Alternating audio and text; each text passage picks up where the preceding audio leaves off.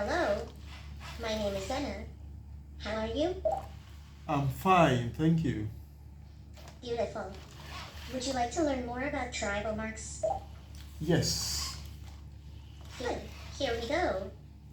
There are three main functions of tribal marks: identification, beautification, and religion. Mention any of the main functions of tribal marks to learn more about them.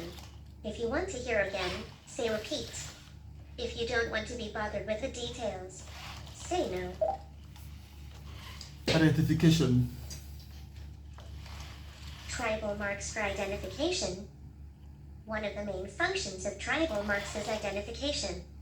Different towns, communities, and family groups use tribal marks to identify who belongs to their tribal groups. Some special types of tribal marks in this category are also used to identify members of the royal family. It's also used to show the position of the bearer in the line of succession in the royal family.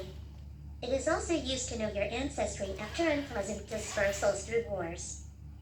You can learn more about the remaining two types by saying religion or beautification. Religion. Religion. Religion.